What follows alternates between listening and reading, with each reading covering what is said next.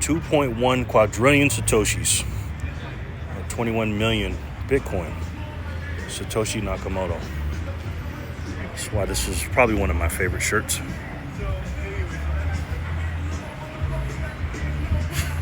What's up, guys? It is Thursday, April 10th, 2025. We're at the Bitcoin block height of 818.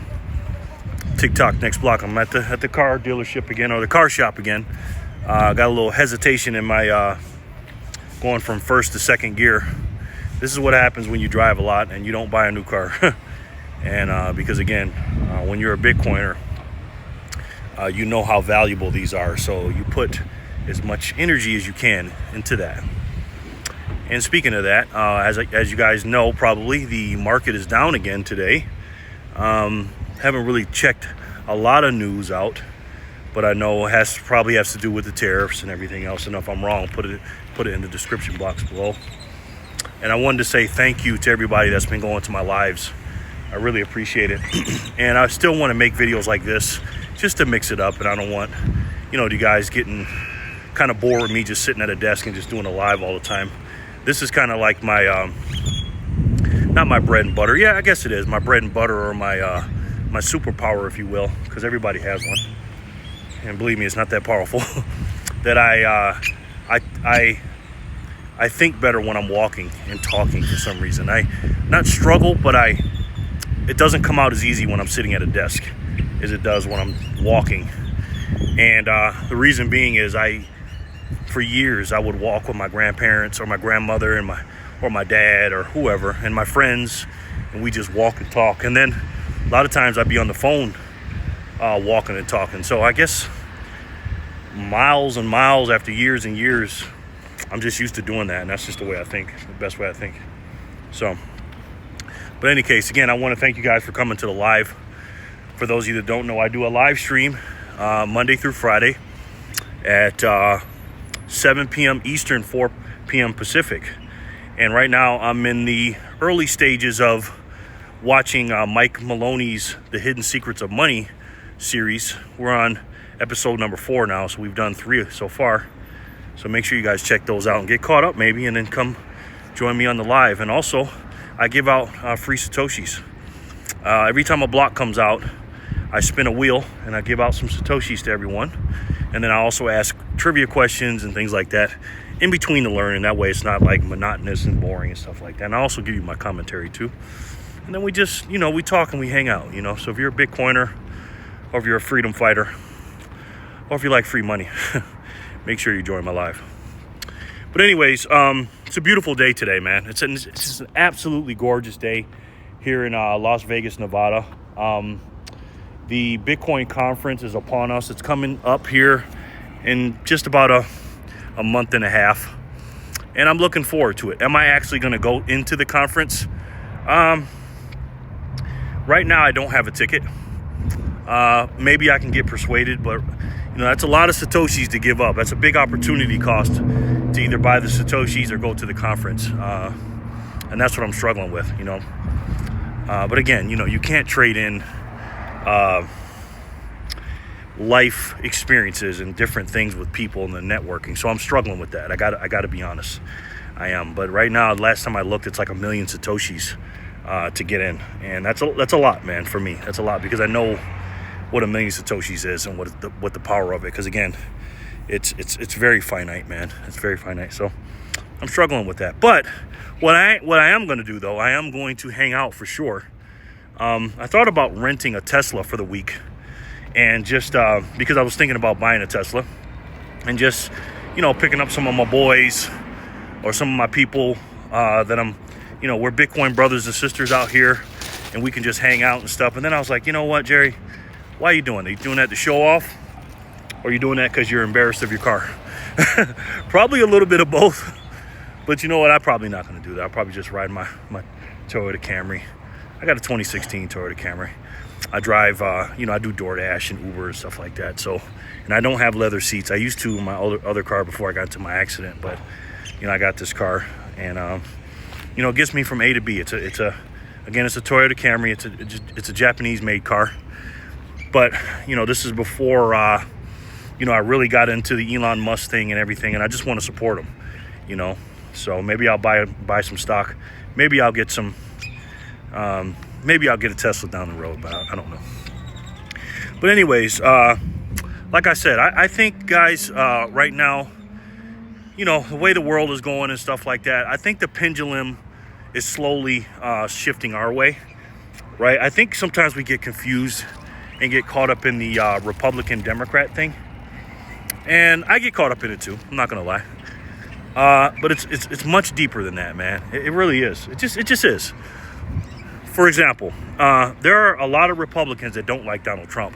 They just align with him because you know, they're going to look like a traitor, and the Democratic Party or their colleagues on the other side are just so far from their ideals that they just say, all right, well, I'll just, you know, I'll join MAGA, even though I'm really not. I'm like a neocon, or I'm a, you know, Democrat that spends a lot of money and is not fiscally conservative and wants to keep wars going on. Like Lindsey Graham, he's pretending to be MAGA. He's not. He's a snake in the grass. And so is Nikki Haley. And so is Mitch the Grinch McConnell. Or Nikki the neocon Haley. Or Lindsey the you-know-what Graham. I'm not going to, you know, he's just a woman, man. There's a lot of sneaky Republicans, man. And I try to educate people on that, to let you know it's not about Republican and Democrats. Because a lot of Democrats, believe it or not, believe in the MAGA mentality, or on the MAGA side, but some of them just can't do it because they will be ostracized by the Democrat Party, a lot of their donors, and the people that let's just say the puppet masters that own them. They just can't do it. But the ones that are brave, like RFK Jr., Tulsi Gabbard, Elon Musk. I know Joe Rogan is not, you know, in government and politics, but he's a Bernie Sanders liberal. You know, Elon Musk voted for Joe Biden, excuse me, in 2020, and Tulsi Gabbard's from Hawaii, and obviously RFK, you know, that's Democrat, the old Democratic Party, like RFK Jr.'s uncle and dad, and then you have obviously RFK Jr., who's just the epitome of royalty in this country. The closest thing to royalty was the Kennedy family, and look how the Democrats shit on him, right? And again, the Democrat Party is split up into two as well. They have the far left, and the Republicans are split up into two. The Republicans are, you know, the neocons and the swamp creatures, like I said before. Then you got the MAGA wing, which is probably about 70% of the party, if I had to guess.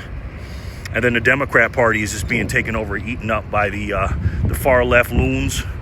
And then you got the establishment Democrats, which I think they're trying to get Stephen A. Smith to be their running, to be the candidate in 2028, but you know, that's a long way away. But there's a lot of games being played on a high level, and I want you guys to understand, you know, what these games are. Yeah, you know, every single politician that you look at, whether it's on your local level, on the state level, or the federal level, you know, forget the D and the R by their name. Forget all that, right?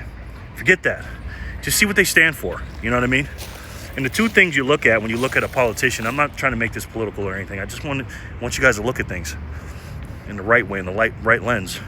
Is number one is who donates to them. Do they have more individual, like us, their constituents, donating to them? And number two, how do they vote? Right? That will tell you right there. I don't care what the politician is or what they say, is what they stand for, right? And if you got people that George Soros is giving most of their money and they're voting against America First policies, again, I don't care what party you're in.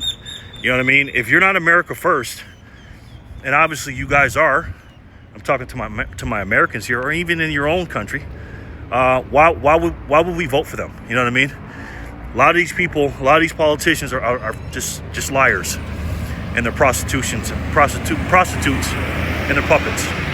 That's just what it is, right? And we need to understand that. And, you know, I understand that people in Bitcoin don't like talking about politics and stuff like that. But, guys, in 2025, especially, you know, the late teens and the early and all the 2020s now, Bitcoin and politics are just going hand in hand. If Bitcoin wasn't political or you didn't understand politics, then you wouldn't understand what's going on with Bitcoin today when it comes to the strategic Bitcoin reserve and China doing what they're doing. I'll get to that in 1 second. And the strategic Bitcoin reserve being by itself, a standalone just with Bitcoin, and then them, you know, the executive order of that. Again, it's not up to Congress yet, through Congress yet. And then we got the stockpile of the shit coins off to the side that we're not going to buy anymore, and we're just going to confiscate from, you know, criminals or whatever. And I think hopefully, fingers crossed, that they sell all those shit coins and buy Bitcoin with it, because I believe we're going to be in an arms race. If it wasn't for politics, we wouldn't know what, you know, we wouldn't understand what's going on. I want to say, I don't want to get it wrong, I think the state of New Hampshire today, I think, if I'm wrong, correct me, because I'm just talking off the top of my head. They just passed a bill in their house that they're gonna put Bitcoin on the balance sheet. If it's another state, let me know. That's the one that came into my head. It could be something else. If you don't understand politics on your state level, even your local level, soon they're gonna have a strategic Bitcoin reserve in your county or your city or your town or whatever. But their states are going to be doing that. States are going to be buying Bitcoin and putting it on their balance sheet. And I'm telling you right now, the legislative branch better get with the program when it comes to this Bitcoin Act that Cynthia Lummis and the senator from Alaska is going to be bringing up here soon, probably August, I guess, to not only keep the Bitcoin that we already have as far as a law, not just an executive order that Trump did, but actually putting in a plan to buy it in budget-friendly ways without, you know, charging taxes and stuff, so we can put it on in our strategic reserve and on the balance sheet. And that's going to change everything, because right now, and I said this in the other video, China is our number one enemy right now. And that's just subjectively speaking. I'm talking about from an American standpoint. And they're a lot of people's enemy, to be honest with you. And, you know, China is a very, very powerful country, man. And we let this country go way too far when it comes to their grip on the trade market, on the economy, on other countries' economies. And they're not playing fair, man. They are not playing fair. They do a lot of nefarious things, man, because people like to save money and they like cheap stuff. And again, they have a vice grip on their citizens that other countries just don't have. And they're very dangerous, man. China is a very, very dangerous country. And unfortunately, right now, if you really look at it, China technically has the most Bitcoin. You know, they have 190,000 Bitcoin. And, you know, the United States has 200-something thousand, but we owe some to a company that screwed over some people, and we got to supposedly get those back. It's like 90-something thousand Bitcoin, supposedly. And I'm going to tell you right now, if we keep going in this quote-unquote trade war with China, you know, there's going to be a lot of stuff going on, man. Am I predicting maybe a Cold War like it was in the Cuban Missile Crisis and all that stuff? No, but it can escalate very, very quickly. Words matter, and the Chinese, if you don't understand them, they are very, very meticulous when it comes to saying certain things, and when they write in their legislative documents and stuff like that. These people are not stupid, man. They are not stupid, and they are. Trump is a great negotiator and everything. He is. And if he was just negotiating, it was just him against China, I think he could win. But the problem is, Donald Trump has a lot of restrictions and restraints that he has to do, because again, he's not a king and he's not a monarch. He's not a prime minister. He's not anybody that just has full control like you know who does in China. And again, whether you think that's a good thing or a bad thing, it just is what it is. And when it comes to this new arms race, not the nuclear arms race, not the race to see who can get to the moon first or Mars, that stuff's important. But this new arms race of who can get the most Bitcoin, again, technically speaking, if we sell off these Bitcoin, China's going to be ahead of us. So we got to get this. And again, the Chinese person that's in charge, if he snaps his finger and says, all right, let's go buy some Bitcoin right now, he can. You know, Trump can't do that. Trump has to sign an executive order, then wait for a few months, and then have the mainstream media and the citizens believe that Bitcoin is terrible, because that's coming, guys, right? And if we want Bitcoin adoption, we need to educate these people now, because again, these people are so anti-Trump. I'm talking about the Democrat Party, the bureaucrats, the swamp, the propagandists in the mainstream media, and the idiots on the left.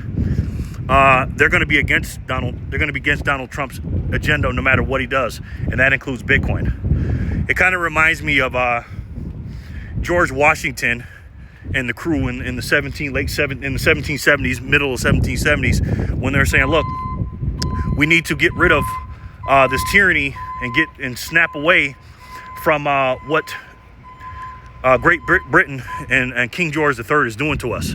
And he was telling them why, and they had quote unquote loyalists in America, in the Americas back then, that said, no, we need to stay with them because they're treating us good, and yeah, they might tax us a little bit and send these soldiers over and take away our freedoms and stuff, but we can't survive without them. We're just, 13 individual colonies. They got the biggest navy. They protect us, this, that, and the third.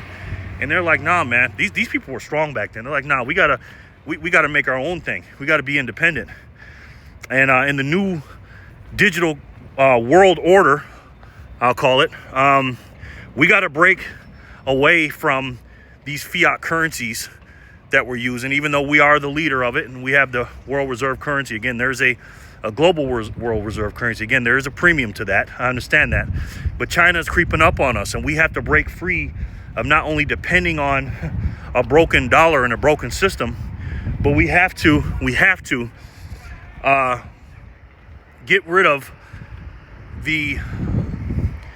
get off of China's teat, if you will, and stop buying all their products and stuff like that. Because if we don't, not only are we not going to be independent for things that we need, because again, money is just a railway to things that we need, and we have to buy and produce our own stuff in America, but we have to separate globally in the digital new arms race that I call Bitcoin. Let me know what you guys think in the comment section below. And again, guys, listen, there's only this many of this money, of this global arms race. And if China decides to snap, the guy decides to snap his fingers and say, hey, we need to get 1 million of these things as quickly as we can, because they have a lot of cheap stuff and they have a lot of resources, man, and they can print their fake money as much as they want. And we're sitting there waiting for Congress and the Democrats and the Chinese media here, the anti-American media, that the Chinese don't have to worry about, all the distractions that they don't have to worry about that we do. And Trump's only 3 3/4 years left versus his foreverness being here and all the restraints Trump has on him. It's up to us, guys, to show these people not only that this is the best way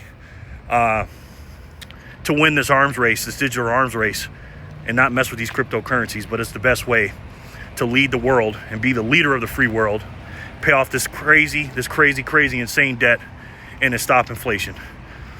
And we have to make sure these people understand there's only one way to do that, guys. And and if you've been paying attention, I'm pretty sure you guys already know what that is. It's the best way to save. And for me, the only way to save. And that's Bitcoin. I love each and every one of you, and I'll talk to you soon. Peace and love, guys.